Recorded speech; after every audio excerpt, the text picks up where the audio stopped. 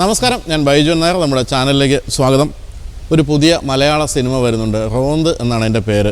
പരിചയപ്പെടുത്തേണ്ട കാര്യമില്ല, എല്ലാവരും ശ്രദ്ധിച്ചിരിക്കുകയാണ് ആ ഒരു സിനിമ വരാൻ വേണ്ടി. കാരണം അതിൻ്റെ പിന്നിലും മുന്നിലും പ്രവർത്തിക്കുന്നവരെല്ലാം നമ്മുടെ പ്രിയപ്പെട്ട ആളുകളാണ്. എന്ന് തന്നെയുമല്ല, ഒരു ഹിറ്റ് മേക്കറാണ് അതിൻ്റെ സംവിധായകൻ. ഒന്നുമല്ല, ഷാഹി കബീർ എന്നാണ് ഇദ്ദേഹത്തിൻ്റെ പേര്. ഞാൻ പരിചയപ്പെടുത്തുകയാണ്. അപ്പോൾ ഇദ്ദേഹത്തിൻ്റെ കാര്യം പറയുകയാണെങ്കിൽ മലയാള സിനിമ ഉറ്റുനോക്കുന്ന ഒരു പ്രതിഭാശാലിയാണ്. ഉറ്റുനോക്കുന്നതെന്ന് വെച്ചാൽ അറ്റ്ലീസ്റ്റ് ഞാനെങ്കിലും. കാരണം വെച്ചാൽ ഷാഹി ചെയ്ത സിനിമകളെല്ലാം അങ്ങനെയാണ്. തുടക്കം എന്ന് പറയുന്നത് ജോസഫ് എന്ന സിനിമയുടെ സ്ക്രിപ്റ്റ് എഴുതിക്കൊണ്ടാണ്. അതിനുശേഷം ഗംഭീരമായ നായാട്ട് എന്ന സിനിമയുടെ സ്ക്രിപ്റ്റ്, പിന്നെ ഓഫീസർ ഓൺ ഡ്യൂട്ടി എന്ന സിനിമയുടെ സ്ക്രിപ്റ്റ്, ഇപ്പോൾ റോന്തിൻ്റെ സ്ക്രിപ്റ്റും സംവിധാനവും, അതോടൊപ്പം തന്നെ ഇലവീഴ പൂഞ്ചിറ എന്ന മനോഹരമായ ഒരു സിനിമയുടെ സംവിധാനം. ഇത്രയും കാര്യങ്ങൾ നിർവഹിച്ച് ഒന്നും തെറ്റിയില്ലല്ലോ അല്ലേ ഷാഹി? ഞാനത് ഇന്നലെ തൊട്ട് ഇങ്ങനെ പഠിച്ചുകൊണ്ടിരിക്കുകയായിരുന്നു. അപ്പോൾ അതൊക്കെ ചെയ്ത മനുഷ്യനാണ് ഷാഹി. റോഷൻ മാത്യുവിൻ്റെ കാര്യം പറയുകയാണെങ്കിൽ അതല്ല, പാൻ ഇന്ത്യ എന്നുള്ളതല്ല. ഇപ്പം ഞാനൊക്കെ ഈ ലോക്കൽ ഇൻ്റർവ്യൂ ഒക്കെ ചെയ്യുന്ന ആൾക്കാരാണല്ലോ. ഞാൻ നോക്കുമ്പോൾ ജാൻവി കപൂറൊക്കെയാണ് ഇൻ്റർവ്യൂ ചെയ്തിരിക്കുന്നത്. നിങ്ങളിങ്ങനെ നടന്നു കേട്ടോ. ഇതൊക്കെ പാൻ ഇന്ത്യ ഇൻ്റർവ്യൂ ഒക്കെ നടക്കുന്ന നമ്മുടെ പ്രിയപ്പെട്ട റോഷൻ മാത്യു, ഷാഹി, രണ്ടുപേർക്കും സ്വാഗതം. അപ്പോൾ നമ്മൾ റോന്ത് എന്ന സിനിമയുടെ വിശേഷങ്ങൾ പങ്കിടുന്നു. അതോടൊപ്പം തന്നെ രണ്ടുപേരുടെയും വാഹനങ്ങൾ, ഒന്ന് ഫോർച്യൂണർ, മറ്റൊന്ന് ഒരു M340i. ഈ രണ്ട് വാഹനങ്ങളുടെ വിശേഷങ്ങളൊക്കെ ചോദിച്ച് മനസ്സിലാക്കാം. അപ്പോൾ റോന്ത് എന്ന സിനിമയിൽ ആദ്യമായിട്ട് പോലീസ് വേഷം ധരിച്ച് പ്രത്യക്ഷപ്പെടുകയാണ് റോഷൻ, അല്ലേ? അതെ അതെ.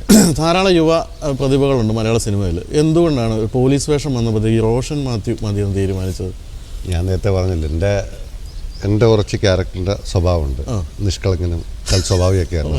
എനിക്ക് അതേ കണക്ക് കണ്ടെത്താൻ മലയാളത്തിൽ നിന്ന് പറ്റിയ ഒരാളിതാണ്. സ്വാഭാവികമായിട്ടും നിഷ്കു ആണല്ലേ? അല്ല, പൂർണ്ണമായും ഈ ദിലീഷ് പോത്തൻ്റെ മെയിൻ ക്യാരക്ടറിന്റെ ചീത്തവിളി കേൾക്കുന്ന ഒരു നിഷ്കളങ്കനായിട്ടാണ്? അങ്ങനെയൊന്നുമല്ല, ഞാൻ വെറുതെ തമാശക്ക് പറഞ്ഞുള്ളൂ. മനസ്സിലായി നിഷ്കളങ്കന. അല്ല, റോഷൻ്റെ പെർഫോമൻസുകൾ ഭയങ്കര ഇഷ്ടമാണ് എനിക്ക്. റോഷൻ ഇനിഷ്യൽ ടൈം തൊട്ടോ ഭയങ്കര ഇഷ്ടമുള്ളൊരു ആർട്ടിസ്റ്റാണ്. പലപ്പോഴും നമ്മൾ ഇപ്പം ഇലവീഴ പൂഞ്ചിറ എന്ന് പറയുന്ന സിനിമ വരുമ്പം തന്നെ ആർട്ടിസ്റ്റുകൾ പലപ്പോഴും എൻ്റെ ചിന്തയിൽ റോഷൻ വന്നിട്ടുണ്ട്, പോത്തേട്ടൻ വന്നിട്ടുണ്ട്. അപ്പോൾ പോത്തേട്ടൻ്റെ ആദ്യത്തെ സിനിമയിൽ എനിക്ക് സംവിധാനം ചെയ്യാൻ ഭയമായിരുന്നു, കാരണം എൻ്റെ ഗുരുവായതുകൊണ്ടും.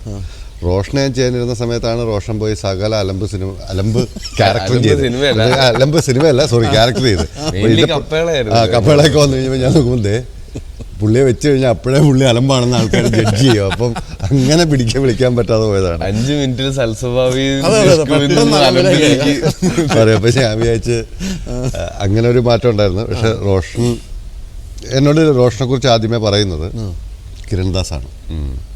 കാരണം മൂത്തോം കുറച്ച് എഡിറ്റ് ചെയ്ത സമയത്ത് കിരണാണ് അളിയ ഉഗ്രൻ ആർട്ടിസ്റ്റാണ് പറഞ്ഞത്. അങ്ങനെയാണ് പിന്നീട് ആനന്ദത്തിലൊക്കെ കണ്ടിട്ടുണ്ട്, ഫസ്റ്റ് അതൊക്കെ കണ്ടിട്ടുണ്ടെങ്കിലും പിന്നീട് നോക്കുമ്പം റോഷൻ നമുക്ക് ഭയങ്കര വർക്കാണ്. പിന്നെ ഇനിയും പടം ചെയ്താൽ കൊള്ളാമെന്നുണ്ട്. നേരത്തെ പറഞ്ഞ വിനയൊക്കെ ഉണ്ടെങ്കിലും നിഷ്കളങ്കനാണ്, സ്ട്രൈറ്റ് ആണ്. ആണല്ലേ? അപ്പം ഈ പറഞ്ഞ പോലെ ഇപ്പം നമ്മൾ ഈ റോന്ത് എന്ന സിനിമ ചെയ്ത് കഴിഞ്ഞപ്പോൾ പൂർണ്ണമായും നിഷ്കളങ്കമായ പോലീസുകാരനായിട്ടാണോ? അതായത് നിഷ്കളങ്കരുണ്ടോ പോലീസുകാരിൽ? പിന്നെ പോലീസുകാർ മനുഷ്യരല്ലേ? ഇപ്പൊ എന്നെ തന്നെ കണ്ടിട്ട് മനസ്സിലാവും. അല്ല, നിങ്ങൾ രാജിവെച്ചല്ലോ, ഇനി അതുകൊണ്ടാണ് അല്ല, ഏതൊരു സിനിമയിൽ KPSC പറയുന്നുണ്ട്, ഇവിടെ പോലീസുകാരല്ലാതെ മനുഷ്യരാരും ഇല്ല, അതായത് വീട്ടിൽ നിന്ന് ചോദിക്കുന്ന പോലെ. നിഷ്കളങ്കരൊക്കെ ഉണ്ടല്ലേ? പിന്നെ സിനിമാക്കാരല്ല ഞങ്ങളെ വില്ലന്മാരാക്കി വെച്ചിരിക്കുന്നത്. കുറേയൊക്കെ എനിക്ക് തോന്നുന്നത് മറക്കേണ്ടി വരുന്നതാണ്. അത് ജോലി ഡിമാൻഡ് ചെയ്യുന്നതായിട്ടൊക്കെ വരും. അത് അങ്ങനത്തെ ചില ആംഗിളുകളൊക്കെ പോത്തേട്ടൻ ചെയ്യുന്ന ക്യാരക്ടറിലും അത് കാണിക്കുന്നു. അപ്പോൾ ഞാനൊരു ട്രെയിലർ ലോഞ്ചിൽ വന്നു. ട്രെയിലർ കണ്ടപ്പോൾ എനിക്ക് തോന്നിയൊരു കാര്യം അത് തന്നെയാണ്. പൂർണ്ണമായിട്ടും ആ ഒരു സീനിയർ ഓഫീസർ കീഴടങ്ങി നടക്കുന്ന ഒരു പോലീസുകാരനായിട്ടാണോ റോഷൻ? അപ്പോൾ അങ്ങനെയല്ല, റോഷൻ്റെ ക്യാരക്ടറിന് റോഷൻ്റെതായ സ്വതന്ത്ര സ്വഭാവങ്ങളുണ്ട്. പിന്നെ ഒരാളുടെ എക്സ്പീരിയൻസ് ആണ് മറ്റത്. ഇപ്പം ശരിക്കും പറഞ്ഞു കഴിഞ്ഞാൽ പോലീസിൻ്റെ ഒന്നാമത്തെ പണി എന്താണെന്ന് ചോദിച്ചു കഴിഞ്ഞാൽ സ്വന്തം പണി പോകാതെ നോക്കലാണ്. അങ്ങനെ ഏത് സമയവും ഒരു സസ്പെൻഷനോ പ്രശ്നങ്ങളോ ഉണ്ടാവുന്ന ഒരു തൊഴിലാണ്, പ്രത്യേകിച്ച് ഇപ്പം. ശരിയാണ്. അപ്പോൾ അതുകൊണ്ട് ഭയങ്കര നമ്മളുടെ പണി സംരക്ഷിക്കുന്നത് നമ്മൾ ഭയങ്കര ഡിപ്ലോമാറ്റിക്കാണ്. അവിടെ സത്യസന്ധത, ഇന്നസെൻസോ ഒന്നും എത്രത്തോളം കൊണ്ടടക്കാൻ പറ്റുമെന്ന് അറിയില്ല. ഞാൻ ഇത് സിനിമയിലല്ല, പൊതുവെ കുറേയൊക്കെ മിണ്ടാതെ ഇരിക്കേണ്ടി വരും, കുറേയൊക്കെ കേട്ടില്ലാന്ന് വെക്കേണ്ടി വരും, ഹൈറാർക്കി മാനിച്ചൊക്കെ നിൽക്കേണ്ടി വരും. അതെല്ലാം. അപ്പോൾ അതുപോലെ തന്നെ ഒരു കഥാപാത്രമായിട്ടാണ് ജീപ്പ് വരുന്നത്. എനിക്ക് തോന്നുന്നു ആ സിനിമ കണ്ടതിൽ അത് ജീപ്പില്ലാത്ത ഒരു വിഷ്വൽ പോലും ഇല്ലായിരുന്നു, അല്ലേ? ജീപ്പ് ഇല്ലാത്തതുണ്ട്, എന്നാലും മെജോറിറ്റി ജീപ്പിൽ തന്നെയാണ്. ജീപ്പ് AC ഒക്കെ വെച്ച് കൊടുത്തായിരുന്നു ഇവർക്ക്? അതോ ഫുൾ ഈ പറഞ്ഞ പോലെ AC ഒന്നും ഇല്ലാതെ കഷ്ടപ്പെട്ട് ഓടിക്കണം. റോഷന് കൊടുത്ത യൂണിഫോം പോലും ഞാൻ റോഷനോട് ഷൂട്ട് തുടങ്ങുന്നതിന് ഹൈസോഫി എന്ന് പറഞ്ഞൊരു മെറ്റില്ല. അപ്പോൾ സാധാരണ നമ്മൾ പോലീസിൻ്റെ ആ സമയത്ത് നമ്മൾ ഉപയോഗിക്കുന്നതാണ്. ആ മെറ്റലിൻ്റെ ഗുണം എന്താണെന്ന് വെച്ചാൽ 5-8 പ്രാവശ്യം അലക്കിയാലും തേക്കണ്ട. പക്ഷെ അത് ഇച്ചിരി ചൂടാണ്. അതിൻ്റെ പ്രത്യേകത തണുപ്പത്ത് തണുപ്പും ചൂടത്ത് ചൂടും. ആ മെറ്റീരിയൽ അങ്ങനത്തെയാണ്. അപ്പം ഞാൻ റോഷനോട് പറഞ്ഞപ്പോൾ റോഷൻ പറഞ്ഞു ഏയ് കുഴപ്പമൊന്നുമില്ലെന്ന് പറഞ്ഞു. പിന്നെ അതിൻ്റെ അതിനകത്തിരുന്ന് കുറച്ച് ബുദ്ധിമുട്ടി. രാത്രി ആയിരുന്നുകൊണ്ട് വണ്ടിക്കകത്ത് ചൂട് അത്ര വിഷയമായിരുന്നില്ല. മഴയുണ്ടായിരുന്നു, ദിവസവും രാത്രിയായിരുന്നു, മഴയൊക്കെ ഉള്ള സമയമായിരുന്നു.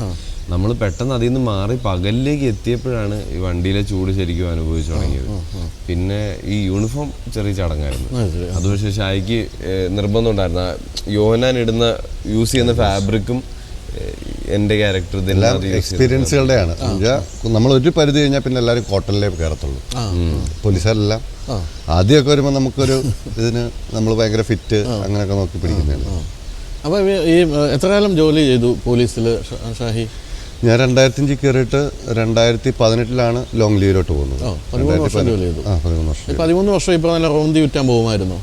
ഇല്ലില്ല, ഞാൻ ഇതിൻ്റെ എങ്ങനെ ഇതിൻ്റെ ഒരു ക്രമം? നിങ്ങൾ കുറച്ചു കാലം സ്റ്റേഷനിൽ മറ്റേ ഇതും പിടിച്ച് നിർത്തും, പിന്നെ പോലീസിന് പണ്ട് 3 സ്ട്രക്ചറായിരുന്നു. നമ്മളിപ്പം PSC ടെസ്റ്റ് എഴുതിയ ആദ്യമേ കിട്ടുന്ന ആംഡ് ബറ്റാലിയനാണ്. അപ്പോൾ ഞാൻ KP 5th അവിടെ നമ്മൾ വർക്ക് ചെയ്യുമ്പോൾ നമുക്ക് 2 ഓപ്ഷനാണ്, ഇടുക്കിയോ കോട്ടയോ ചൂസ് ചെയ്യാം. അപ്പം കോട്ടയം AR ക്യാമ്പിൽ വേക്കൻസി വരുമ്പോൾ നമ്മൾ ആംഡ് ഫോഴ്സിൽ നിന്ന് കോട്ടയം AR ക്യാമ്പിൽ വരും. പിന്നെ ലോക്കൽ സ്റ്റേഷനിൽ വേക്കൻസി വരുമ്പോൾ അവിടുന്ന് ലോക്കലി വരും. അപ്പോൾ കോട്ടയത്തെ റിട്ടയർമെൻറ്റ് എന്തോ ആ സമയത്ത് ഭയങ്കര പാടായതുകൊണ്ട് ഞങ്ങൾ 2005 കയറിയെങ്കിലും ഒരു 5 വർഷം കഴിഞ്ഞിട്ടാണ് AR ക്യാമ്പിൽ വരുന്നത്. പിന്നെ അവിടുന്ന് ഒരു 3-4 വർഷം കഴിഞ്ഞിട്ടാണ് ഞാൻ ലോക്കൽ സ്റ്റേഷനിൽ ചെല്ലുന്നത്. ലോക്കൽ സ്റ്റേഷനിലെ എക്സ്പീരിയൻസ് വളരെ കുറവാണ്. അപ്പോൾ ലോക്കൽ സ്റ്റേഷനിലാണ് ഈ റോന്ത് ചുറ്റാൻ പോകുന്ന പരിപാടി അല്ലേ? ഞാൻ ആദ്യമേ ഇത് തുടങ്ങുന്നത് AR ക്യാമ്പിൽ വന്നതിന് ശേഷം ഞാൻ ആലപ്പുഴയിലായിരുന്നു താമസിച്ചുകൊണ്ടിരുന്നത്. അപ്പം തൊട്ടടുത്ത സ്റ്റേഷനുകളിൽ ചങ്ങനാശ്ശേരി സ്റ്റേഷനിൽ നമ്മൾ അറ്റാച്ച് ചെയ്യും അവിടുത്തെ ഡ്യൂട്ടികൾക്ക് വേണ്ടി, സ്ട്രെങ്ത് കുറവായതുകൊണ്ട്. അപ്പം മിക്കവാറും ഞാൻ ഈ പോകുന്ന വണ്ടിയുടെ പുറയിലിരിക്കലാണ്. ഞാൻ 3 പോലീസുകാരാണ്, അത് വലിയ സ്റ്റേഷനായതുകൊണ്ട്. അപ്പോൾ നൈറ്റ് പെട്രോളിങ് പോകുന്ന വണ്ടിയുടെ ബാക്കിലിരിക്കുക, അല്ലെ അതായിരുന്നു എൻ്റെ കുറച്ച് 1 വർഷം ഓളം ജോലി. ശരിക്കും ഞാൻ വണ്ടിയൊക്കെ ഓടിച്ച് കൈയൊക്കെ തെളിഞ്ഞത് അവിടുത്തെ ജീപ്പിലാണ്. ശരി. അപ്പോൾ ഇപ്പം ഈ സിനിമ റോന്തെന്ന് പറയുന്ന സിനിമയിൽ ഇപ്പം ശരിക്കും പറഞ്ഞാൽ ആത്മാംശം ഉണ്ടോ കാര്യമായ രീതിയിൽ? അതായത് സംഭവങ്ങളിലും ഉണ്ടോ അതോ വ്യക്തി എന്നുള്ള ഇതിൽ? സംഭവങ്ങളിലും ഉണ്ട്. ഞാൻ പറഞ്ഞ ചെറിയ ചില എൻ്റെ ഷെയ്ഡ്സ്, ഞാൻ പറഞ്ഞത് പോലീസിങ്ങിൻ്റെ അല്ല, എൻ്റെ ഭയങ്ങൾ, എൻ്റെ സത്യസന്ധത, അങ്ങനെ എടുത്തിയാട്ടങ്ങൾ, അങ്ങനെയുള്ള ചെറിയ ചില ഇൻസിഡൻസും എൻ്റെ റിയലാണ്. കേട്ട കഥകളും ഉണ്ട്, റിയൽ കഥകളും ഉണ്ട്, കുറച്ചു കള്ളക്കഥകളും ഉണ്ട്. ഉണ്ടാവണോ? പോലീസല്ലേ, സിനിമയല്ലേന്നോ ഞാൻ പറയാൻ. ഇപ്പോൾ റോഷൻ്റെ കാര്യത്തിൽ റോഷന് സത്യം പറഞ്ഞാൽ ഇപ്പം ഈ ഹിന്ദി സിനിമ, അതുപോലെ തന്നെ ഈ സീരിയൽസ് അങ്ങനെയുള്ള കാര്യങ്ങളൊക്കെ അഭിനയിച്ച് കഴിഞ്ഞിട്ട് ഇപ്പോൾ ഇവിടെ നമ്മുടെ ഈ പറഞ്ഞ ഒരു പ്രാദേശിക സിനിമയിൽ അഭിനയിക്കുമ്പോൾ വലിയ വ്യത്യാസം തോന്നുന്നില്ലേ? ഈ 2 എന്താ പറയണ്ട, ഈ സിനിമ എടുക്കുന്ന രീതിയിലായാലും സംവിധാന രീതി എല്ലാത്തിലൊരു വലിയ വ്യത്യാസം തോന്നില്ലേ? ഇല്ല, ആക്ച്വലി ഓരോ സിനിമ അതിൻ്റെ ഡയറക്ടറെ ഡിപ്പെൻഡൻ്റ് ആയിരിക്കുമല്ലോ. അതിൻ്റെ എടുക്കുന്ന രീതി, സംവിധാന രീതിയൊക്കെ ഭയങ്കര സബ്ജക്റ്റീവാണ്. പക്ഷെ അത് ഓരോ സിനിമയിൽ നിന്ന് സിനിമയിലേക്ക് മാറും. അതിപ്പോൾ നമ്മളതിന് ലാംഗ്വേജ് മാറണമെന്നില്ല, ഡയറക്ടേഴ്സ് മാറുമ്പോൾ, അല്ലെങ്കിൽ ഒരേ സ്റ്റൈലിൽ വർക്ക് ചെയ്യുന്ന ഡയറക്ടേഴ്സ് നമ്മൾ ഏത് ലാംഗ്വേജിൽ പോയി വർക്ക് ചെയ്താലും നമുക്ക് ആസ് ആക്ടേഴ്സ് കിട്ടുന്ന സിമിലർ എക്സ്പീരിയൻസ് തന്നെ. ഇവൻച്വലി നമ്മൾ ഈ പ്രോസസ്സിൻ്റെ ഏറ്റവും അവസാനം മാത്രം പണിയെടുക്കാൻ വരുന്നവരാണല്ലോ ഒരു രീതിയിൽ നോക്കിക്കഴിഞ്ഞാൽ. ഇവരൊരു പകുതിയിൽ കൂടുതൽ വർക്ക് തീർത്തിട്ടാണ് ആ ഷൂട്ടിൻ്റെ ദിവസത്തിലേക്ക് എത്തുന്നത്. ആ ദിവസം മാത്രമാണ് ആക്ടേഴ്സിൻ്റെ എൻട്രി ശരിക്കും. അതുവരെയുള്ള നമ്മുടെ വർക്ക് വളരെ പ്രൈവറ്റായിട്ട് നടക്കുന്നത്, അല്ലെങ്കിൽ ഡയറക്ടർ മാത്രമായിട്ടുള്ള വർക്കാണ്. അപ്പോൾ ആ വന്ന് ചെയ്യുന്ന ആ വർക്കിൽ അങ്ങനെ ഭീകരമായ വ്യത്യാസം സത്യം പറഞ്ഞാൽ എനിക്ക് തോന്നിയിട്ടില്ല. അപ്പോൾ നമ്മൾ സൂപ്പർഫിഷ്യലി കാണുന്ന വ്യത്യാസങ്ങൾ, അതായത് സ്കെയിലിലുള്ള ഡിഫറൻസ്, ഒരു വലിയ സ്റ്റുഡിയോ പ്രൊഡ്യൂസ് ചെയ്യുന്ന പടവും ഇവിടെ നമ്മൾ കുറച്ച് ചെറിയ ആൾക്കാർ കൂടിയിട്ട് ചെയ്യുന്ന ഒരു ചെറിയ സിനിമയും തമ്മിൽ ഇപ്പം നമ്മുടെ സാമാന്യ ബുദ്ധി വെച്ച് ആലോചിച്ച് നോക്കിയാൽ ഉണ്ടാവുന്ന വ്യത്യാസങ്ങളെല്ലാം. പക്ഷേ അതൊന്നും നമ്മുടെ പ്രോസസ്സിനെ എഫക്റ്റ് ചെയ്യുന്ന വലിയ വ്യത്യാസങ്ങളല്ല. ബാക്കിയൊക്കെ എനിക്ക് തോന്നുന്നത് ഡയറക്ടർ ഡിപ്പെൻഡൻ്റ് ആണ്. പിന്നെ ഇപ്പം മലയാളി ഓഡിയൻസിന് വേണ്ടിയിട്ട് നമ്മൾ ഇവിടെ നിന്നുകൊണ്ട് ഇവിടുത്തുകാർക്ക് വേണ്ടി ഒരു സിനിമ ചെയ്യുമ്പോൾ സ്വാഭാവികമായിട്ടും നമുക്ക് നമ്മുടെ ഓഡിയൻസിനെ എത്ര അറിയാവോ അത്രയും അതിൻ്റെ ആ ഓഡിയൻസിന് എന്ത് വേണം, അല്ലെ അവർക്ക് എന്താണ് ശരിയായിട്ട് തോന്നുക, അവരുടെ ആവശ്യങ്ങൾ എന്താണെന്നൊക്കെയുള്ളത് നമ്മുടെ ഫിലിം മേക്കിങ്ങിനെ ഇമ്പാക്റ്റ് ചെയ്യും. അതുപോലൊരു ആംഗിൾ അവിടെയും ഉണ്ട് എന്നുള്ളതേ ഉള്ളൂ. അപ്പം how is Shahi as A director? എനിക്ക് ഭയങ്കര ഭയങ്കര കംഫർട്ടബിൾ ആയിരുന്നു ഷാഹിയായിട്ട്. ഞാൻ മാറിയിരിക്കാൻ സത്യം പറഞ്ഞ സത്യമാണ് പറയുന്നത്, ഞാൻ ഭയങ്കര കംഫർട്ടബിൾ ആയിരുന്നു. അല്ല ഞാൻ പറയാം നമ്മൾ നിൽക്കുമ്പോ ഇനി ഇല്ല അത് ഇപ്പൊ നിൽക്കുമ്പോൾ ഷാഹിയുടെ മുമ്പ് വെച്ച് സത്യം പറയാൻ ബുദ്ധിമുട്ടൊന്നുമില്ല. എനിക്ക് ഷാഹിയായിട്ട് ഭയങ്കര കംഫർട്ടബിൾ ആയി. എനിക്കത് അത് പേഴ്സണലി ഭയങ്കരമായിട്ട് എപ്പോഴും ഹെൽപ്പ് ചെയ്യും. പിന്നെ പ്രൈമറിലി ഷൂട്ടിന്റെ ആദ്യത്തെ ദിവസം മുതൽ എനിക്ക് തോന്നുന്നു ആസ് ആക്ടേഴ്സ് നമ്മളെല്ലാവരും നോക്കുന്നത് മോണിറ്ററിന്റെ പുറകിലിരിക്കുന്ന ഡയറക്ടറിനെ നമുക്ക് പൂർണ്ണമായിട്ട് വിശ്വസിക്കാൻ പറ്റണം. അപ്പം അതേ ഓക്കെ എന്ന് പറഞ്ഞു കഴിഞ്ഞാൽ പിന്നെ നമുക്ക് മനസ്സിൽ സംശയങ്ങൾ ഉണ്ടാവാൻ പാടില്ല. പുള്ളി ഓക്കെ അല്ല എന്ന് പറഞ്ഞാലും നമുക്ക് എത്ര ശരിയായിട്ട് തോന്നിയെങ്കിലും അത് മാറ്റിയിട്ട് വേറെ എന്തോ ഒരു സാധനം അവിടെ കണ്ടുപിടിക്കാനുണ്ട് എന്നുള്ള ആ ട്രസ്റ്റും ആദ്യം തന്നെ വന്നിരുന്നു. അപ്പൊ ഇത് രണ്ടും ഉണ്ടെങ്കിൽ പിന്നെ അങ്ങോട്ടുള്ള പോക്ക് ഓക്കെയാണ്. സ്വാഭാവികമായിട്ട് അതിന് മുമ്പ് ഷാഹിയുടെ ഈ പറഞ്ഞ സിനിമകളെല്ലാം ഞാനും കണ്ടിരുന്നു. ഞാൻ വർക്ക് ചെയ്യണമെന്ന് ആഗ്രഹിച്ചിരുന്ന ഒരാൾ തന്നെയാണ് ഷാഹി.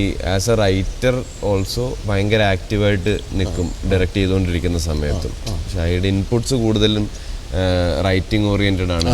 ഓൺ ദ സ്പോട്ട് വരുത്തുന്ന ചേഞ്ചസ് കൂടുതലും ഒരു റൈറ്റർ വരുത്തുന്ന ടൈപ്പ് ചേഞ്ചസ് ആണ്. അപ്പോൾ നമ്മൾ ആക്ടേഴ്സ് എന്നുള്ള രീതിയിൽ തിരിച്ച് ഇങ്ങോട്ടും ആ ട്രസ്റ്റ് നമുക്ക് ഫീൽ ചെയ്യും. നിങ്ങളുടെ ക്യാരക്ടർ നിങ്ങൾ നോക്കിക്കോ, ഓവറോൾ അതിൻ്റെ ഒരു റൈറ്റിങ്ങും മേക്കിങ്ങും പരിപാടി ഞങ്ങളെല്ലാവരും കൂടെ പുറത്തുനിന്ന് നോക്കിക്കോളാം.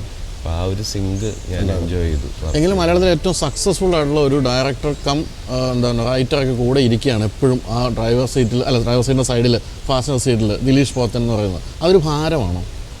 ഭാരമൊന്നുമല്ല. പോത്തേട്ടൻ ഞാൻ നേരത്തെ പറഞ്ഞില്ലേ, ഞാൻ അദ്ദേഹത്തിൽ നിന്നാണ് അല്ലെ അദ്ദേഹത്തിൻ്റെ ഒരു സ്റ്റൈൽ ഓഫ് രീതി എവിടേക്കോ ഞാൻ വർക്ക് ചെയ്തുകൊണ്ട് എനിക്ക് ഏറ്റവും കൂടുതൽ ഞാൻ ഇൻഫ്ലുവൻസ്ഡ് പുള്ളിയിലാണ് ഞാൻ വർക്ക് ചെയ്തത്.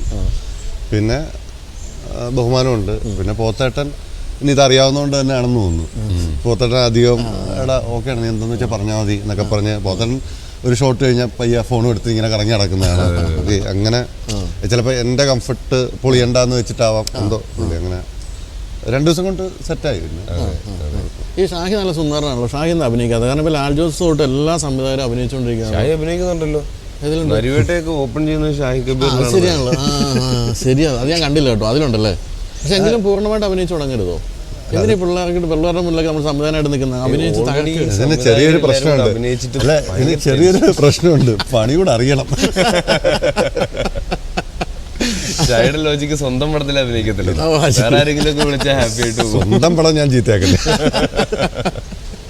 ഈ ഷാഹി എങ്ങനെ ഷാഹി എഴുത്തിലേക്ക് വിടും? കാരണം ഒരു പോലീസുകാർ ഒന്നാമത് കലാഹൃദയം ഇല്ലാത്തവരെന്നാണ്. കാക്കിക്കുള്ളിലെ കലാഹൃദയം എന്നൊക്കെ പണ്ട് കളിയാക്കി ശ്രീനേട്ടനൊക്കെ പറഞ്ഞു കേട്ടിട്ടുണ്ട്. എങ്ങനെയാണ് ഈ എഴുത്തെന്ന് ഒരു സാധനം മനസ്സിൽ വന്നത്? സംവിധാനം പോട്ടെ, എഴുത്ത് എങ്ങനെ വന്നു?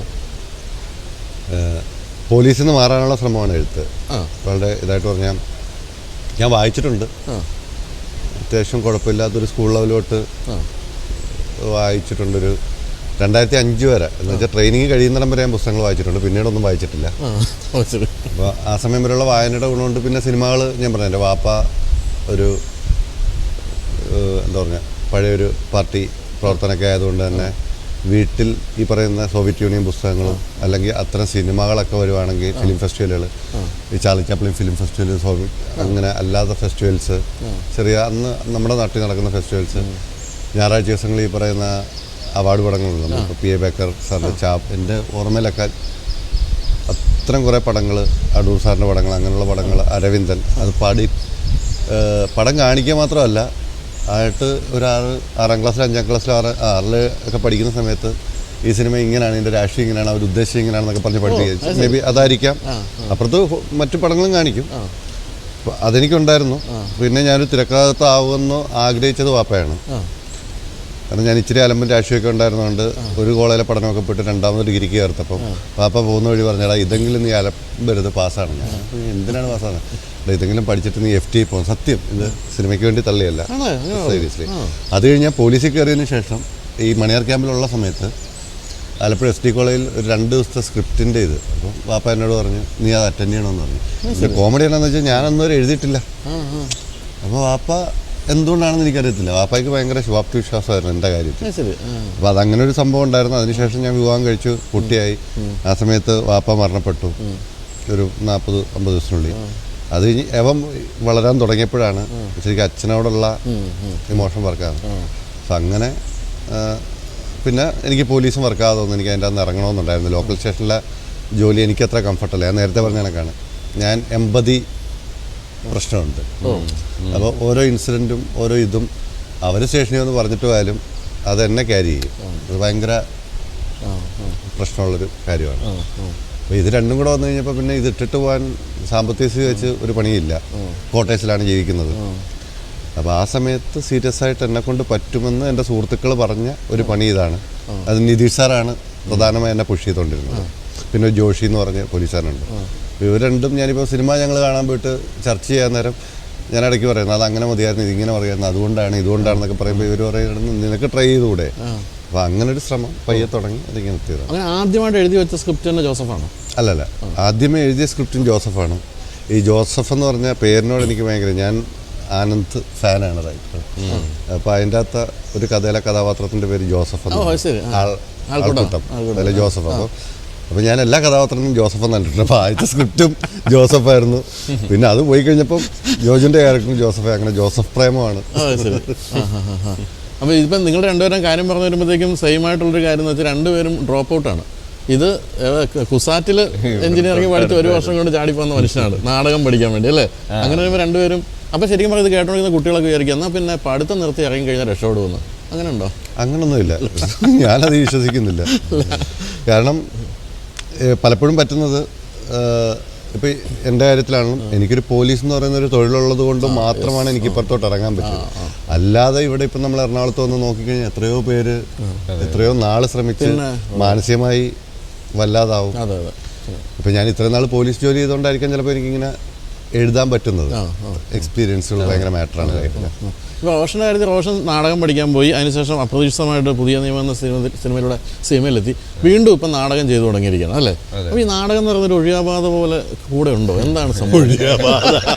അല്ല, ഞാൻ പറഞ്ഞത് ഇപ്പം കൂടുതൽ ഫെയിം, കൂടുതൽ പൈസ എല്ലാം സിനിമയെന്ന് വരുമ്പോഴും കുറച്ച് മെനക്കേട്. ഇപ്പം നേരത്തെ റോഷൻ പറഞ്ഞ പോലെ നമ്മൾ സിനിമ എന്ന് പറഞ്ഞൊരു പകുതി കഴിഞ്ഞിട്ടാണ് നമ്മളതിൽ പ്രവേശിക്കുന്നത്. നാടകം എന്ന് വെച്ചാൽ നമ്മൾ തുടക്കം തൊട്ടേ അതിൻ്റെ ഒരു ഭാഗമാണ്, അല്ലേ? കൂടുതൽ സമയം, കൂടുതൽ എനർജി, എന്നാൽ കൂടുതൽ ഈ പറഞ്ഞ കൂടുതൽ പൈസ ഇല്ല, കൂടുതൽ ഫെയിം ഇല്ല.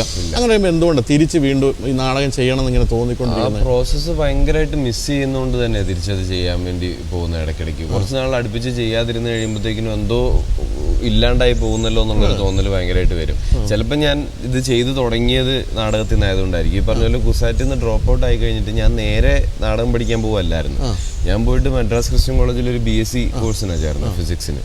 അവിടെ വെച്ച് നാടകം ചെയ്തു തുടങ്ങുക, പ്രൊഫഷണൽ ഗ്രൂപ്പുകളുടെ കൂടെയും കോളേജിനുള്ളിലും. അപ്പോൾ ആ സമയത്ത് ഒരു 9-10 ക്ലാസ് മുതൽ ഇല്ലാതിരുന്ന എന്തോ ഒരു ടൈപ്പ് ഇൻസ്പിറേഷനും ഒരു സാധനത്തിനോടുള്ള ഭയങ്കര പാഷനറ്റ് ആയിട്ടുള്ള താല്പര്യവും ഒക്കെ ആദ്യമായിട്ട് നാടകത്തിനോട് തോന്നി. അപ്പോൾ അപ്പോഴത്തെ ബുദ്ധിക്കുറവിന് തീരുമാനിച്ചതാണ് എന്നാൽ പിന്നെ ഇനി ലൈഫ് ടൈം നാടകം തന്നെ ചെയ്യാം, പഠിക്കുന്നത് ഇനി നാടകം തന്നെ മതി എന്നൊക്കെ. അപ്പോൾ അങ്ങനെയൊക്കെ ഉള്ളൊരു ഇൻസ്പിറേഷൻ ആദ്യം കിട്ടി തുടങ്ങിയത് അതിൽ നിന്നായതുകൊണ്ടൊക്കെ ആയിരിക്കാം. അല്ലെങ്കിൽ അഭിനയം പഠിച്ചു തുടങ്ങിയത് ആദ്യം എക്സ്പീരിയൻസ് ചെയ്ത് തുടങ്ങിയത് അതിൽ നിന്നായതുകൊണ്ടായിരിക്കാം. ഈ പ്രോസസ്സ് കുറച്ച് നാൾ ഇല്ലാതിരുന്നാൽ ഭയങ്കരമായിട്ടുള്ളൊരു കുറവ് തോന്നും. പിന്നെ as A story teller also എനിക്ക് വർക്ക് ചെയ്യാൻ ഭയങ്കര ഇഷ്ടമാണ്. നമ്മുടെ കയ്യിലൊരു കഥയുണ്ട്, കുറച്ച് ആൾക്കാരോട് പറയണം എന്നൊരു ആഗ്രഹം ഉണ്ടെങ്കിൽ അതിനിപ്പോൾ കയ്യിൽ ഒതുങ്ങുന്ന ഒരു ഫോർമാറ്റായിട്ട് നിൽക്കുന്നത് നാടകം തന്നെയാണ്. പിന്നെ എനിക്ക് തോന്നുന്നു കൊച്ചിയിലേക്ക് തിരിച്ച് ഷിഫ്റ്റ് ചെയ്ത് കഴിഞ്ഞ് പുതിയ നിയമം കഴിഞ്ഞിട്ട് കൊച്ചിയിലേക്ക് തിരിച്ച് ഷിഫ്റ്റ് ചെയ്ത സമയത്ത് ഇവിടെ എനിക്ക് അങ്ങനെ ഒരു സർക്കിളൊന്നും ഉണ്ടായിരുന്നില്ല. നമുക്ക് കുറച്ച് ആൾക്കാർ വേണമല്ലോ, നമുക്കൊരു കമ്മ്യൂണിറ്റി വേണമല്ലോ. അതിനും ഒരു സൊല്യൂഷനായിരുന്നു ആ സമയത്ത് നാടകം ചെയ്യാന്നുള്ളത്, കുറച്ച് ആൾക്കാരെ കണ്ടുപിടിക്കാം എന്നുള്ള. ഇപ്പോൾ ഈ ചങ്ങനാശ്ശേരി പോലുള്ള സ്ഥലത്ത് ജനിച്ചു വളർന്ന ഒരു ക്രിസ്ത്യൻ ഫാമിലിയിലെ ഒരു യുവാവ് എന്ന് പറയുന്നത് വീട്ടുകാർ എത്രത്തോളം, ഇപ്പം ഷാഹിയുടെ കാര്യത്തിൽ ഫാദറിന് വലിയ താല്പര്യമായിരുന്നു സിനിമയിലേക്ക് വിടാൻ. അവിടെ പക്ഷെ അത്രയ്ക്കൊരു താല്പര്യം, പ്രത്യേകിച്ച് നാടകത്തിലേക്ക് പോകുന്നത് കേൾക്കുമ്പം എന്താണ് അതിൽ നിനക്ക് കിട്ടാൻ പോകുന്നൊരു ചോദ്യം ഉണ്ടായില്ലേ? സ്വാഭാവികമായിട്ടും ഉണ്ടായി. അത് ഫാമിലിന്നും എക്സ്റ്റെൻഡഡ് ഫാമിലിന്നും ഒക്കെ ഉണ്ടായി. ആക്ച്വലി ഷാഹിയുടെ അത് ഭയങ്കര റെയർ ആയിട്ടുള്ള ഷാഹിയുടെ ഉപ്പാന്റെ കഥ ഇങ്ങനെ പറയുമ്പോഴത്തേക്കിനും എല്ലാവരുടെയും റിയാക്ഷൻ അത് തന്നെയാണ്, അത് ഭയങ്കര പൊളിയാണല്ലോ, അത് അങ്ങനെയൊക്കെ സംഭവിക്കുമോ എന്നുള്ളതാണ്. ഇതപ്പോൾ എങ്ങനെ പിടിച്ചു തന്നു ഈ ഒരു നാടകത്തിന് പോകുന്നു? കുറച്ച് ബുദ്ധിമുട്ടായിരുന്നു. ആദ്യം ഈ കോഴ്സ് കംപ്ലീറ്റ് ചെയ്യണം നിർബന്ധമായിട്ടും. ആദ്യം രണ്ടാമതൊരു സ്ഥാനത്ത് നിന്നും ഡ്രോപ്പ് ഔട്ട് ആവാൻ പറ്റില്ല എന്നുള്ളത് വളരെ ക്ലിയർ ആയിട്ട് വീട്ടിൽ നിന്ന് പറഞ്ഞു. അപ്പോൾ കുറച്ച് ബുദ്ധിമുട്ടുണ്ടായാലും ആ ഒരു BSc എടുത്തു വെച്ചു, ഒരു ബാക്കപ്പ് പോലെ. എന്നിട്ട് പിന്നെ ഞാനൊരു 2 വർഷം സമയമാണ് ചോദിച്ചത്. എനിക്ക് 2 വർഷം ഞാൻ ഈ അതിനകത്ത് ഒരു കൊല്ലത്തെ ഒരു ഡിപ്ലോമ കോഴ്സ് ഡ്രാമ സ്കൂളിൽ ചെയ്യും. അത് കഴിഞ്ഞ് പിന്നെ ഒരു കൊല്ലം കൊടുത്താൽ ഇതിൽ എന്തെങ്കിലുമൊക്കെ ഓപ്പർച്യൂണിറ്റി ഉണ്ടോ, എന്തെങ്കിലുമൊക്കെ പോസിബിൾ ആണോ എന്ന് ഞാനൊന്ന് തപ്പി നോക്കട്ടെ എന്ന് പറഞ്ഞു. അപ്പോൾ ആ ഒരു കൊല്ലം പറ്റുന്നത്രയും വർക്ക് ചെയ്തു, നാടക കമ്പനികളുടെ കൂടെ ഫ്രീലാൻസ് ചെയ്തു, പറ്റുന്ന ഓഡിഷനുകളെല്ലാം അറ്റൻഡ് ചെയ്തു, പരസ്യങ്ങൾ, മ്യൂസിക് വീഡിയോസും പിന്നെ കോർപ്പറേറ്റ് വീഡിയോസ്, ചെറിയ ചെറിയ അന്ന് വെബ് സീരീസ് ഒക്കെ യൂട്യൂബിലാണ് വരുന്നത്, അങ്ങനത്തെ കുറേ സാധനങ്ങൾ ചെയ്തു. അതിൻ്റെ ഇടയിൽ എവിടെയൊക്കെയോ കൂടെ പുതിയ നിയമം വർക്ക് വർക്കായി. അപ്പോൾ പതുക്കെ പതുക്കെ ഇവർക്ക് എനിക്ക് എന്നാൽ പിന്നെ കുറച്ച് സമയം കൂടെ തരാം എന്നുള്ള രീതിയിൽ വീട്ടുകാർക്ക് ഒരു പൊടിക്കും കൂടെ കോൺഫിഡൻസ് വന്നു. അങ്ങനെ പതുക്കെ പിടിച്ച് ഓരോ പോയിന്റിലും ഫൈറ്റ് ചെയ്ത് തന്നെ നമ്മൾ നിൽക്കണം.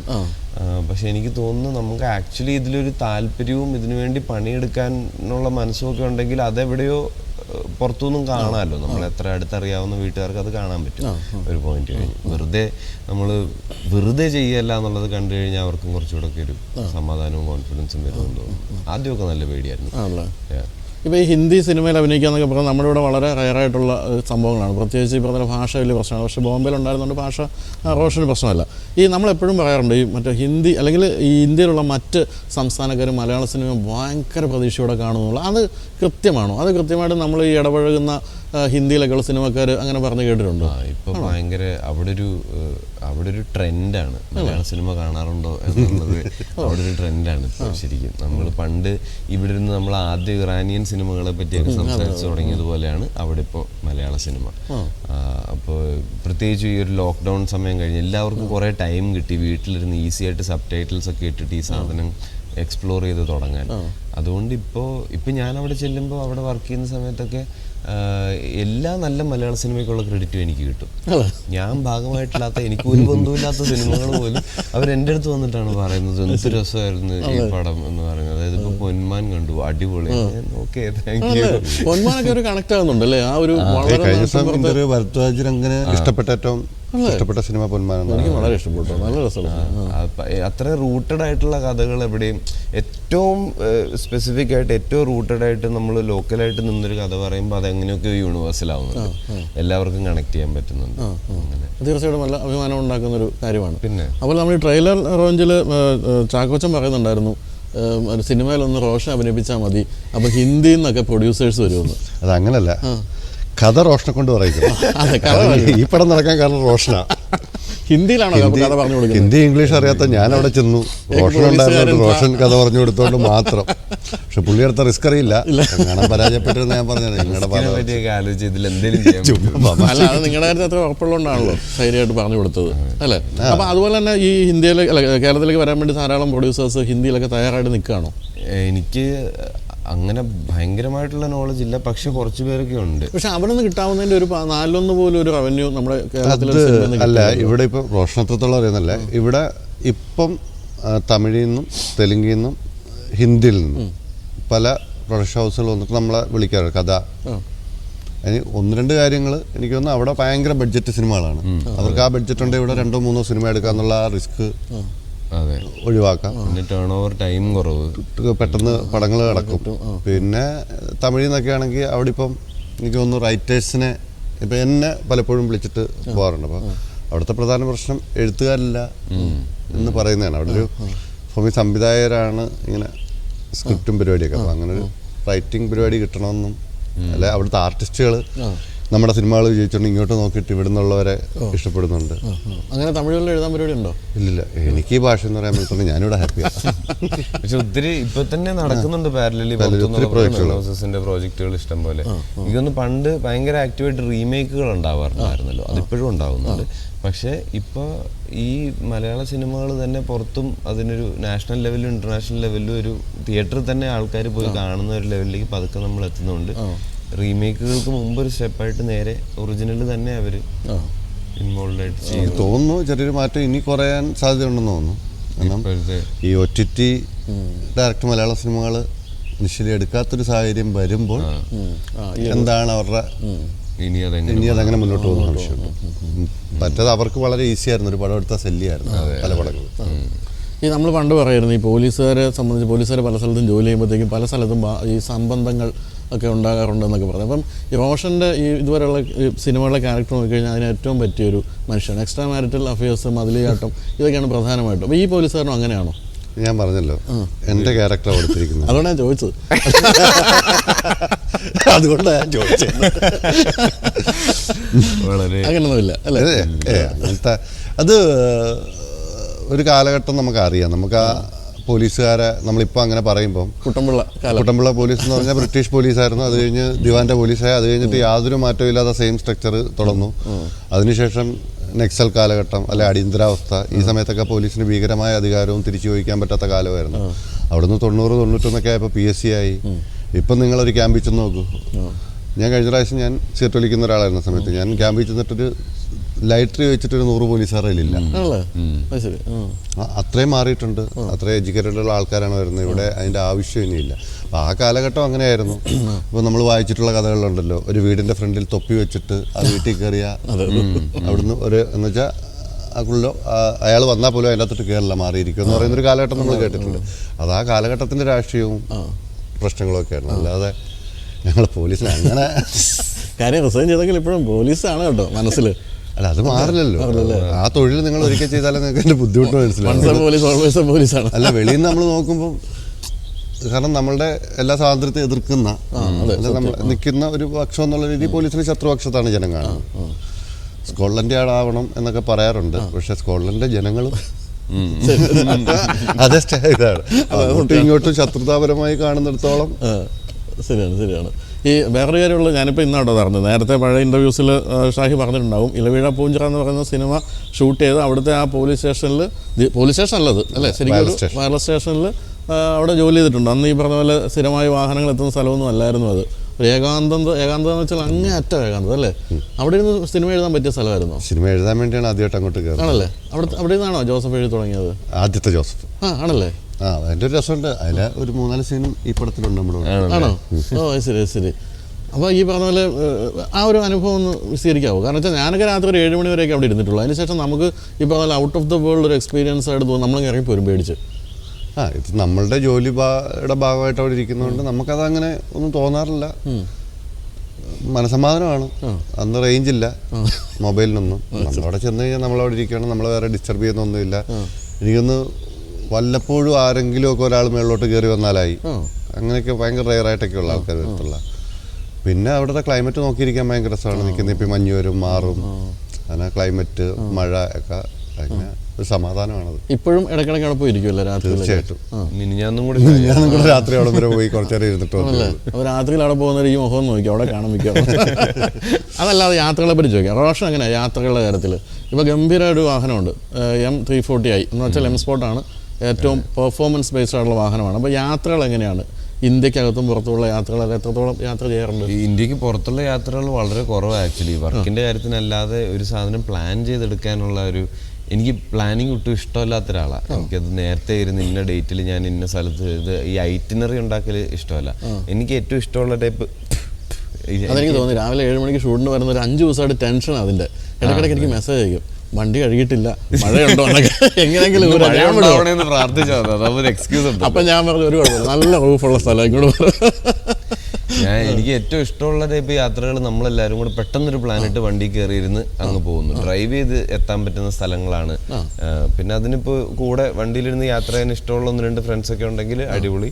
ഒറ്റയ്ക്ക് ഡ്രൈവ് ചെയ്ത് പോകാനും എനിക്ക് ഭയങ്കര താല്പര്യം തന്നെയാണ്. എവിടെയെങ്കിലും റോഷൻ്റെ കൂടെ പോകുമ്പോൾ നമ്മുടെ വണ്ടി ഓടിക്കൽ ഇഷ്ടമില്ല, വണ്ടി നിറക്കിയൊക്കെ വിടാറുണ്ട്. കാര്യം പറയണ്ട, അങ്ങനെ ഒരു സംഭവം ഇതുവരെ ഉണ്ടായിട്ടില്ലെങ്കിൽ ഷായ് സാർ ഊഹിക്കുന്നതായിരിക്കും. ഇറക്കി വിട്ടു, സംവിധാനം ഇറക്കി വിടാനുള്ള ധൈര്യം കാണിച്ചു. അങ്ങനെ ഇറക്കി വിടലായിരുന്നില്ല, അത് ഇറങ്ങിപ്പോക്കായിരുന്നു. ഇറങ്ങി അപ്പുറത്തേക്ക് ഇരിക്കും. ഓടിച്ചോണ്ടിരുന്നത് ഷാഹിയാണോ? റോഷന്റെ വണ്ടിയായിരുന്നു ഈ വണ്ടി. ഇതല്ലേ ഒരു എൻഡേവർ ഉണ്ട്. അതൊരു പ്രത്യേക സാഹചര്യം. അല്ലാതെ ഷാഹിയാ വണ്ടി ഓടിക്കാനൊക്കെ നമ്മൾ കൂട്ടുകാർക്കും ഒക്കെ കൊടുക്കും. എന്നെ നിർബന്ധിച്ച് വണ്ടി കയറ്റി ഓടിപ്പിച്ച നിങ്ങൾ ഓടിച്ചാ മതി, ഞാൻ മടുത്തു എന്ന് പറഞ്ഞിട്ട്. ആരാ ഉപദേശകൻ ഈ BMW എടുക്കാം എന്നൊക്കെ തീരുമാനിക്കുന്നത്? എന്റെ വീഡിയോ കണ്ടിട്ടൊന്ന് പറയാമോ? എന്റെ വീഡിയോ കണ്ടിട്ടാണ് ഞാൻ വണ്ടി റിലേറ്റഡ് വീഡിയോസ് എല്ലാം കാണുന്നതല്ല. എനിക്ക് എന്റെ യൂട്യൂബ് ഹോം പേജിൽ എപ്പോഴും ഞാൻ വണ്ടി എടുക്കാൻ ആലോചിച്ച് നടക്കുന്ന സമയത്തും അല്ലാതെ വണ്ടി എടുക്കാൻ പൈസ ഇല്ലാതെ നടന്ന സമയത്തും ഒക്കെ വണ്ടി വീഡിയോസ് ആണ് യൂട്യൂബ് ഹോം പേജിൽ നിറയെ. അപ്പൊ അങ്ങനെ താല്പര്യം പണ്ട് മുതലേ ഉണ്ട്. കുഞ്ഞിലെ മുതൽ വീട്ടിൽ വാങ്ങിയിട്ടുള്ള ഓരോ വണ്ടികളിലും എൻ്റെ ഡാഡയും അങ്ങനെയായിരുന്നു. ഒരു 1.5 വർഷമൊക്കെ പ്ലാൻ ചെയ്തിട്ടാണ് ഒരു വണ്ടി എടുക്കുന്നത്. ആദ്യത്തേത് ഒരു മാരുതി 800 ആയിരുന്നു, പഴയ 800. അത് ഒരു വൈറ്റ് കളർ പറഞ്ഞു. അത് കഴിഞ്ഞ് പിന്നെ കുറേ ഞങ്ങൾ ആലോചിച്ചിട്ട് പല പല വണ്ടികൾ കയറി ഇറങ്ങി ഞങ്ങളൊരു സാൻഡ്രോ സിങ് എടുത്തു, എക്സോ. അത് കഴിഞ്ഞിട്ട് പിന്നെ എടുക്കുന്നത് ഒരു i20, പിന്നെ എടുക്കുന്നത് വീട്ടിലെ ഒരു എൻഡെവർ എടുത്തായിരുന്നു. ഇതെല്ലാത്തിനും നീണ്ട ആലോചന ഉണ്ടായിട്ടുണ്ട്. ഒരു പല റേഞ്ചിലുള്ള വണ്ടികൾ ആലോചിച്ച് റിജക്റ്റ് ചെയ്ത് അങ്ങനെ തന്നെ ഇതിലേക്ക് എത്തി. ഞാൻ ആദ്യം ഒക്ടാവിയ VRS ആയിരുന്നു കുറേ നാൾ ആലോചിച്ചുകൊണ്ടിരുന്നത്. പിന്നെ അത് കഴിഞ്ഞപ്പോഴത്തേക്കിനും പതുക്കെ ഒരു 6 സിലിണ്ടർ BMW ഒക്കെ ഇപ്പോഴൊക്കെ അല്ലേ പോസിബിൾ ആവുള്ളൂ. കുറച്ച് നാൾ കഴിഞ്ഞ് ഇതൊക്കെ ഇല്ലാണ്ടായി പോയാലോ, കുറേയും കൂടെ വെയിറ്റ് ചെയ്തു. അങ്ങനെ ഇടയ്ക്ക് കുറച്ച് നാൾ കൂപ്പർ ആലോചിച്ചു. പിന്നെ അത് CBU ആംഗിൾ ആലോചിച്ചപ്പോഴത്തേക്കിനും അതിൽ വലിയ സെൻസ് ഉണ്ടാക്കുന്നില്ല എന്ന് വിചാരിച്ച് പിന്നെ ഇതിൽ സെറ്റിൽ ചെയ്ത് കഴിഞ്ഞപ്പോൾ എല്ലാ രീതിയിലും എനിക്ക് ഓക്കെ. സ്വാഭാവികമായിട്ടൊരു ഭയങ്കര ലോസ്ലങ് വണ്ടി ആയതുകൊണ്ട് ഇവിടെ ഓടിച്ച് നടക്കുന്നതിൻ്റെ റോഡൊക്കെ കുറച്ച് സൂക്ഷിച്ച് നോക്കിയൊക്കെ തന്നെ പോകണം. പക്ഷേ ട്രിപ്പുകൾ പോകാൻ ഇപ്പം ഞാൻ കൂർഗ് പോയതാണ് എനിക്ക് കൂർഗ് ഊട്ടിയൊക്കെയാണ് ഞാൻ ഏറ്റവും എൻജോയ് ചെയ്തത്. നമുക്ക് വിചാരിക്കില്ല, നമുക്ക് പൊതുവെ സ്ട്രെയിറ്റ് ഹൈവേ എന്നുള്ളൊരു ആംഗിളിലായിരിക്കും കിടക്കുന്നത്. പക്ഷെ ഗോവ വരെ ഓടിച്ചതിലും കൂടുതൽ എൻജോയ് ചെയ്തത് കുറച്ച് കർവി. പക്ഷെ അപ്പോഴും ഈ പറഞ്ഞ റോഡിന്റെ ചില പ്രശ്നങ്ങൾ വരുമ്പോഴാണ് ഇതൊരു സെഡാന്റെ ഇഷ്യൂസ് അല്ലേ. പണി കിട്ടാമെന്നുള്ളൊരു സാധനമൊക്കെ നമുക്ക് മനസ്സിലവിടെ കിടക്കും. അപ്പൊ ഇതേ സമയത്ത് X3യുടെ ഒരു M40i ഒരു ഓപ്ഷൻ ഉണ്ട്, X3M എന്ന് പറഞ്ഞിട്ടൊരു ഓപ്ഷൻ ഉണ്ട്. അതും കുറെ ആലോചിച്ചായിരുന്നു. പിന്നെ അത് കഴിഞ്ഞ് ഇല്ല, ഇത് മതി എന്നുള്ളൊരു തീരുമാനം. എൻഡെവറും കിടക്കുന്നത് അതുള്ളതുകൊണ്ട് ഷാഹിയുടെ കാര്യത്തിലോ, ഷാഹി ഇപ്പം ഇത് സെക്കൻഡ് ഹാൻഡ് എടുത്ത് അല്ലേ, മലയാളത്തിലെ ഏറ്റവും എന്താ പറയുക സക്സസ്ഫുൾ ഡയറക്ടർ കം റൈറ്റർ ഒരു സെക്കൻഡ് ഹാൻഡ് വണ്ടിയാണ് എടുത്തതെന്നുള്ളത് ലജ്ജിപ്പിക്കുന്ന കാര്യമാണ്. അതിൻ്റെ കാര്യമുണ്ട്. ഞാൻ പോലീസിലായിരിക്കും ഇതേ കണക്കാന്ന് പറയാം. ഞാൻ പോലീസിലായിരിക്കുന്ന സമയത്ത് ഇങ്ങനെ 2 കുട്ടികളായി. അപ്പോൾ ഭയങ്കര സാമ്പത്തിക ബാധ്യതല്ല. അപ്പം ഒരു സെക്കൻഡ് ഹാൻഡ് മാറ്റീസാണ് എടുത്തത്. അതിന് ഭയങ്കര വിലക്കുറവായിരുന്നു. അപ്പോൾ അത് ഓടിച്ചു. കുറച്ച് കഴിഞ്ഞപ്പോൾ അത് നിന്നു. അത് കഴിഞ്ഞ് പിന്നെ പുതിയ വണ്ടി എടുത്തത് എറ്റിയോസ് എടുത്തു. ആ പുതിയ വണ്ടി എടുത്തു കഴിഞ്ഞപ്പോൾ എനിക്ക് കണ്ട പ്രശ്നം എന്ന് പറഞ്ഞാൽ ഇത് എവിടെയെങ്കിലും ഉറഞ്ഞു കഴിഞ്ഞാൽ എനിക്ക് മാനസിക ബുദ്ധിമുട്ടാണ്. തമാശല്ല, ഭീകരമായ ബുദ്ധിമുട്ടാണ്. അപ്പോൾ അത് എനിക്ക് എല്ലാ കാര്യത്തിലും അങ്ങനെയാണ്. ഇനി വില കൂടിയ സാധനം പുതിയത് വാങ്ങിക്കുക എന്ന് പറയുന്ന ഒരു ആങ്സൈറ്റി ഉണ്ടാവും, നഷ്ടപ്പെട്ട പ്രശ്നം എന്നല്ല, അങ്ങനത്തെ ഒരു പ്രോബ്ലം ഉള്ളതുകൊണ്ട്. പിന്നെ അത് കഴിഞ്ഞപ്പോൾ ഇപ്പം സിനിമ വന്നു, ഞങ്ങൾ സുഹൃത്തുക്കളായി. അപ്പോൾ എവിടെയെങ്കിലും പോകണമെങ്കിൽ ആരുടെയെങ്കിലും ഇന്നോവയൊക്കെ കടം വാങ്ങിക്കേണ്ട അവസ്ഥ വന്നു. അപ്പോൾ അങ്ങനെ ഇരുന്നപ്പം ആലോചിച്ച് എന്നാൽ പിന്നെ ടൊയോട്ട കുഴപ്പമില്ല, പുതിയ വാങ്ങിക്കാൻ പറ്റില്ല. പുതിയ വാങ്ങിച്ചു കഴിഞ്ഞാൽ എവിടെ പുഞ്ചറയൊക്കെ തോന്നുമ്പോൾ കയറുമ്പോൾ മനസ്സിൻ്റെ അകത്തൊരു കുത്തലുണ്ടാവും. ടൊയോട്ട ആകുമ്പോൾ എത്ര നാളും കിടക്കും എന്നെല്ലാവരും പറഞ്ഞു.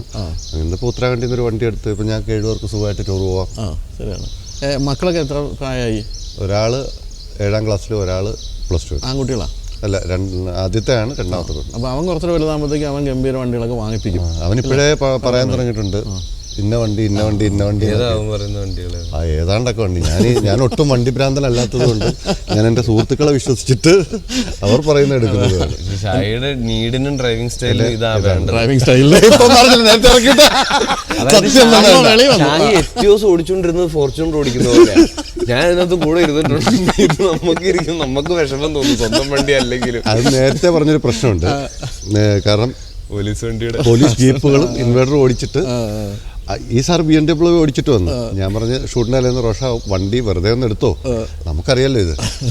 വന്നിരുന്ന് വണ്ടി അങ്ങോട്ട് ഇറങ്ങി ഗിയർ ബോക്സ് പറഞ്ഞു പോകുന്നു. കാരണം ഭയങ്കര പഴയ വണ്ടി നമ്മൾ എടുത്തിട്ട് ഇതാക്കുന്നതാണ്. പിന്നെ ഈ പറയുന്ന പരിപാടികൾ വർഷങ്ങളായിട്ട് ചെയ്യാതിരിക്കുമല്ലോ. സ്റ്റിയറിംഗ് ഞാൻ ഫസ്റ്റ് ഓടിച്ചു തുടങ്ങിയ വണ്ടി കഴിഞ്ഞിട്ട് അത് വീട്ടിലിരുന്ന് ലൈസൻസ് കിട്ടുന്നതിന് മുമ്പ് വീടിന് മുറ്റത്താണ് ഓടിച്ചു പഠിക്കുന്നത് മാരുതിയിൽ. ലൈസൻസ് കിട്ടിയ കാലം മുതൽ പവർ സ്റ്റിയറിംഗ് വണ്ടിയാ. ശരിയാ. അപ്പൊ ഇപ്പൊ എത്ര പേർക്ക് ഗിയർ മാറ്റാൻ അറിയാം? അങ്ങനെ നമുക്ക് അതെങ്കിലും ഇൻവേർട്ടറിന് ഇല്ല, പോലീസുകാരാ കൈയുടെ വേദനയായിരിക്കും. 2 ഫുൾ ടൈം ഓടിച്ച ജീപ്പൊക്കെ പഴയ മുഴുവൻ ജനങ്ങളുടെ പേരിൽ നമുക്ക് പതുക്കെ ഇതിന്റെ നാക്ക് മുഴുവൻ ജനങ്ങളുടെ പേരിൽ പോലീസിൽ നിന്ന് എന്തോ കാര്യമായ പണി കിട്ടിയിട്ടുണ്ട്. ഏതോ ഷൂട്ടൊക്കെ മുടക്കി അവരെടുത്തോണ്ട് വണ്ടികൾ വഴിയിൽ നിന്ന് എന്നൊക്കെ പറഞ്ഞിട്ടുണ്ട്. ഇത്രയും അല്ലെ പിന്നെ പണ്ട് മനോരമയിലായിരുന്നു.